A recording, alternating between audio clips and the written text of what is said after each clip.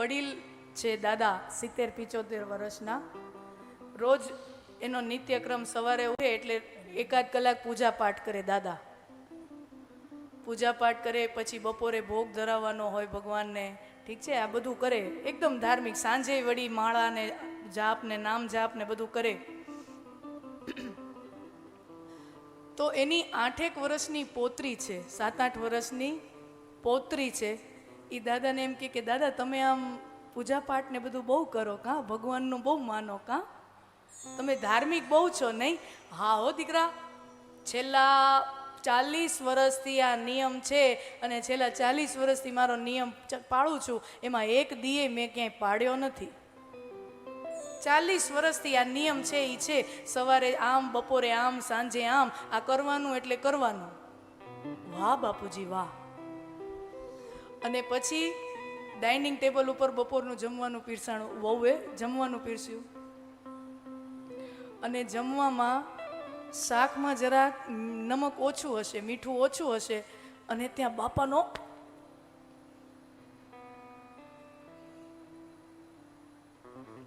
અને ઓલી 8 વર્ષની દીકરી ડાઇનિંગ ટેબલમાં બેસે છે કે મારા દાદા મારા વહુને, મારા મમ્મીને કેવું ખીજાણા. अगर सब्जी में थोड़ा नमक कम है तो इतना गुस्सा किया, प्यार से भी बोल सकते थे बेटा इसमें थोड़ा ये सुधार कर दो बेटा, कल ध्यान रखना. પણ સબ્જીમાં એક નમક ઓછું છે અને બાપા છે એ મારી મમ્મી ઉપર બગડ્યા. એટલે 8 વર્ષની છોકરી પોતાની માસુમિયતમાં, પોતાની નિર્દોષતામાં, કાલી ગેલી તોતડી ભાષામાં બાપુજીને કે દાદા તમે તો કહેતા હતા ને, તમે તો છેલ્લા 40 વર્ષથી ભગવાનની પૂજા કરો છો, ભગવાનની સેવા કરો છો, તો ભગવાનની સેવા કરે એ માણસ આટલો ગુસ્સો કરે?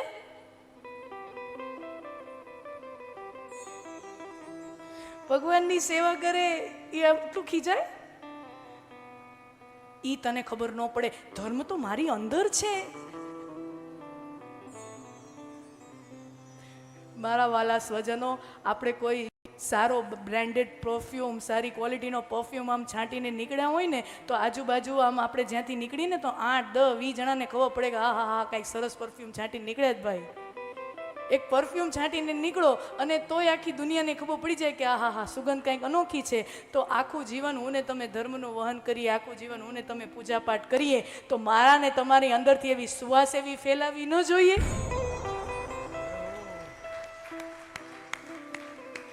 કે જે બધાને ખબર પડે કે આ ધાર્મિક માણસ છે, આ ધાર્મિક છે. તો ધર્મનું પહેલું લક્ષણ છે કે જેવો ધર્મ આ યુવાન પેઢીને જોઈએ છે એ કેવો ધર્મ છે કે ધર્મના આચરણથી મારું આ જીવન પણ સુધરવું જોઈએ. એ ધર્મનો પહેલો સિદ્ધાંત છે.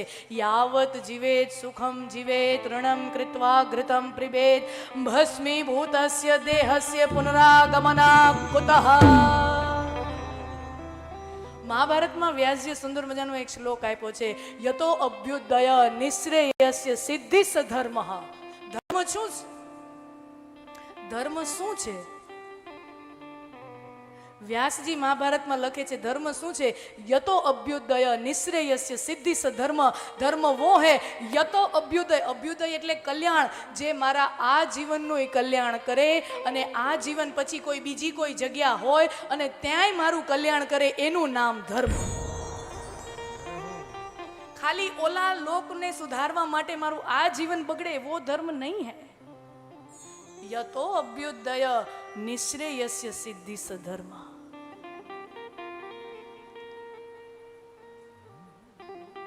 બીજું, ધર્મ ચમત્કારાધીષ્ટ ના હોવો જોઈએ.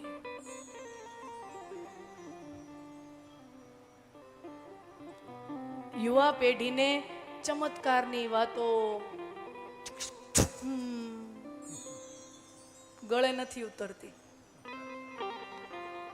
નાના હોય ને ત્યારે પરીકથાઓ, ફેરી ટેલ્સ આપણને બધાને ગમે.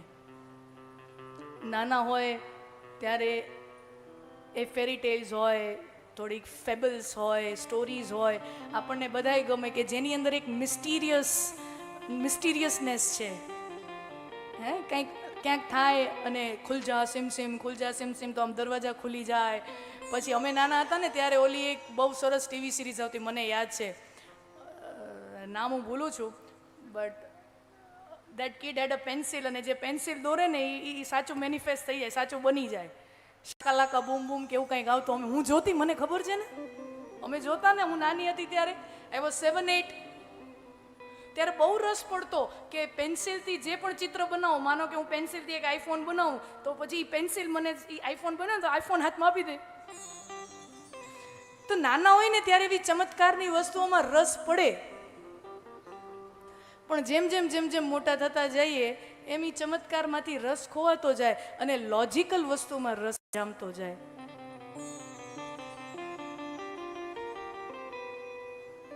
ધર્મ ચમત્કારાધીષ્ટ ના હોવો જોઈએ.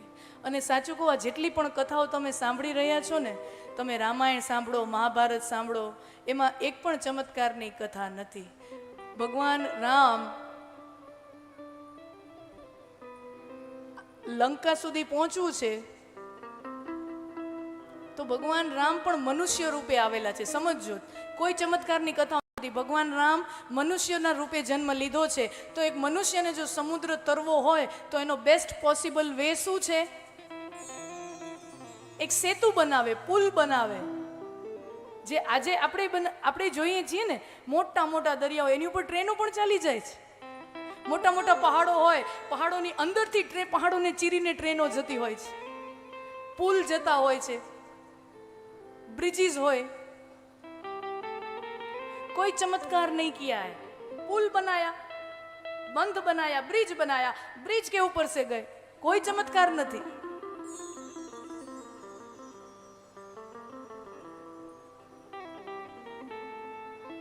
એક એક કથા, તે સમય નથી મારી પાસે. હું જ્યારે એ રામકથાનું ને આયોજન હોય ને ત્યારે એટલે રામકથામાં જેને જેને ચમત્કાર ગણીએ છીએ એ એકચ્યુઅલી ચમત્કાર નથી, એના હું આખા લિસ્ટ બનાવી આખી કથામાં કરતી હોઉં. એક પછી ઓલું આવે છે અહલ્યાનો ઉદ્ધાર કર્યો. અહલ્યા છે, આપણે જાણી છીએ કે અહલ્યા છે એ શલ્યા થઈ ગઈ. અહલ્યા પાણો થઈ ગઈ હતી ગૌતમ ઋષિના શ્રાપથી. આપણને એમ થાય માણસ તે કંઈ પાણો થતો હશે. અને પછી આપણે કથા સાંભળી છે કે ભગવાન રામે એની ચરણ રજનો સ્પર્શ થયો અને શલ્યા છે એ વળી પાછી અહલ્યા, એટલે વળી સ્ત્રી થઈ ગઈ. પથ્થર છે, શિલા છે, એ વળી સ્ત્રી બની ગઈ. આ કથા, એમાં પણ કોઈ ચમત્કાર નથી. એક वो कोई पत्थर से नारी बनने की बात नहीं है. अहल्या का अपराध हुआ था. अहल्याए एक भूल કરી છે અને એના પતિએ એને આઉટકાસ્ટ કરી છે. આઉટકાસ્ટ કરી છે. સમાજના બધા લોકો એની સાથે પરાયું વર્તન કરે છે, એની સાથે તોછડું વર્તન કરે છે. થાય ને, કોઈ માણસથી એક પાપ થઈ જાય ને પછી સમાજ એની કેટલી હેરાનગતિ કરતો હોય છે. એને સમાજથી અળગો કરી નાખે, દૂર કરી નાખે, પરિવારથી અલગ થઈ જાય, સમાજથી અલગ થઈ જાય, ગામથી અલગ થઈ જાય. તો પછી માણસ એકલો એકલો એકલો એકલો એકલો એકલો રહીને પાણા જેવો થઈ જાય, પથ્થર જેવો થઈ જાય. એની અંદર સંવેદનાઓ મરી જાય, એની અંદર હૃદય મરી જાય. અને એ જે એવો ડિપ્રેશનમાં આવેલો વ્યક્તિ, જીવનથી નિરાશ થયેલું કોઈ એવું વ્યક્તિ હોય અને પછી કોઈ વ્યક્તિ આવે અને પ્રેમથી એને, વહાલથી એનો સ્પર્શ કરે, પ્રેમથી એને હૂંફ આપે, તો પછી પાછો જીવંત થઈ જાય છે. પાછો એ જીવંત થઈ જાય. કોઈ એને પ્રેમ આપે ને, રામ ભગવાને એ અહલ્યા જે સમાજથી કરવામાં આવી છે, દરકિનાર કરવામાં આવી છે, એમાં માણસને કોઈક પ્રેમથી, હૂંફથી, એક મુસ્કુરાહટ સાથે પ્રેમથી એની હારે વાત કરી લે ને, તો એ માણા પાછો માણા થઈ જાય. कोई चमत्कार की बातें नहीं है. ये तो ठीक है, लोगों को रस पड़े, लोगों का मनोरंजन हो, इसलिए कुछ कुछ कुछ कुछ ऐसे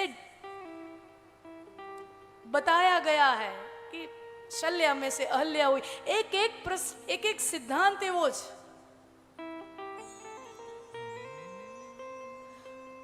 हम अपने शास्त्रों को एक नए नजरिए से देखें. ચમત્કારાધીષ્ટ ધર્મ હવેના છોકરાઓને ગમતો નથી. હું ચમત્કાર કેવો, આવો વત્સ, પગે લાગો, એટલે પછી પગે લાગવા આવે, આ અનુયાયીઓ પગે લાગે અને પછી હોય તથાકથિત એ આમ ધુંબો મારે, જા બેટા વૈકુંઠ તેરા. વગર સ્ટેમ્પ ડ્યુટી રજીસ્ટ્રેશન થઈ જાય. જા બેટા વૈકુંઠ તેરા, વૈકુંઠમાં એક પ્લોટ મળી જાય સ્ટેમ્પ ડ્યુટી વગર.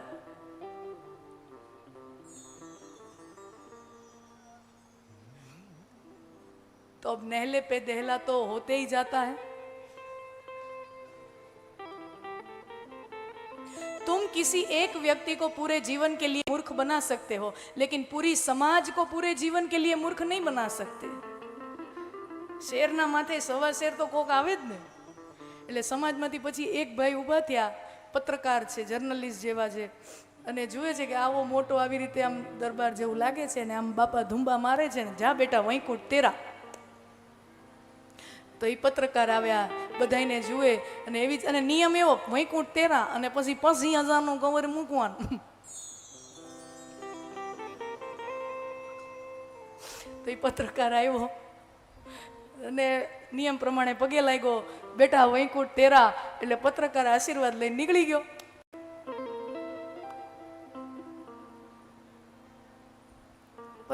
आशीर्वाद लेने निकली गयो. अरे इतना बड़ा वैकुंठ दे दिया, कुछ रखते तो जा, कहीं मुक्तो तो जा. वैकुंठ दे दी तो कहीं मुक्तो तो जा.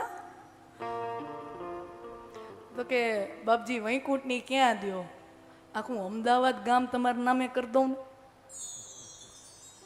आखू अमदावाद शहर तमार नामे कर दो ने. अरे कहीं अमदावाद शहर थोड़ी कहीं नामे थातुं होय. अरे बापजी अमदावाद नी क्या करो, आखू गुजरात राज्य तमार नामे कर दो ने. હવે કઈ ગુજરાત રાજ્ય કઈ તારા બાપુજીનું છે? એટલે ઓલો પત્ર કે ઓલું વૈકુંઠ તમારા.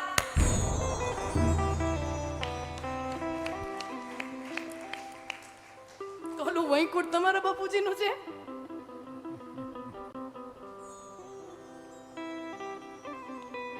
ચમત્કારાધીષ્ટ ધર્મ ઈ હવે ચાલી શકવાનો નથી. અને મારે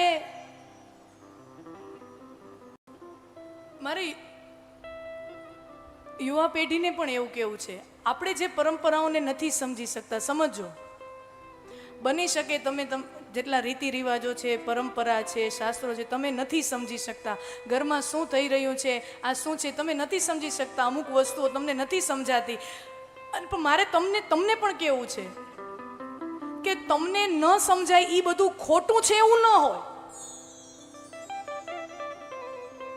તમને નથી સમજાતું એટલે એ બધું વ્યર્થ છે, નકામું છે એવું ના હોય. બની શકે કે તમારી બુદ્ધિની અત્યારે સીમા નાની છે અને તમારી એ નાની બુદ્ધિની સીમામાં એ વસ્તુ ઉતરતી નથી અત્યારે. તમને જે નથી સમજાતું એ બધું હંબક ને તમને જે ન સમજાય એ બધું ખોટું એવું ના હોય. હું તમને બહુ પ્રામાણિકતાથી કહું, આટલું બધું આપણે વાત પેટ ખોલીને કરીએ છીએ. હું 14 વર્ષની હતી ને, મને આમ બહુ થતું, વિચાર બહુ આવતો કે કોઈ વ્યક્તિ ગુજરી જાય. આપણે તો સમાજમાં નિયમ હોય ને, કોઈ પરિવારમાં એક વ્યક્તિ ગુજરી ગયું હોય પછી 12 દિવસ 13 દિવસ બધી ક્રિયાઓ ચાલે, બધી બ્રહ્મભોજ હોય કે બધા પરિવારનો જમણવારો કરવાનો હોય, દાડા અને આ તે બધું આપણે કરતા હોઈએ અને એમાંય કેટલો ખર્ચ થઈ જતો હોય. એટલે આપણે આમ જોઈએ કે ત્યારે મને છે ને, મને પાકું યાદ છે આ બધું થતું તો મને એમ થતું કે માણા મરવાવાળો તો મરી ગયો, હવે એની વાંહે આટલો ખર્ચ કરવાની શું જરૂર? મરવાવાળો મારા મરી ગયો, એની વાંહે સગા સંબંધીને બિચારાને ટ્રેનથી આવવું પડે, પ્લેનથી આવવું પડે, બારગામથી આવવું પડે, આમથી જવું પડે, બધાને ભેગું થવું પડે. આ બધાની શું જરૂર છે? મને એવું બહુ થતું. એ તો માણસ વયો ગયો. પણ ધીમે ધીમે ધીમે ધીમે સમાજ જીવન નજીકથી જોવાથી, ધીમે ધીમે થોડીક બુદ્ધિની પરિપક્વતા આવવાથી, ધીમે ધીમે, હજી એમ નથી કહેતી કે આપણે પરિપક્વ છીએ, પણ પહેલાં કરતાં આપણે 13 વર્ષના હોય એના કરતાં તો 30 વર્ષના હોય ત્યારે થોડીક સમજ વધી જ હોય ને.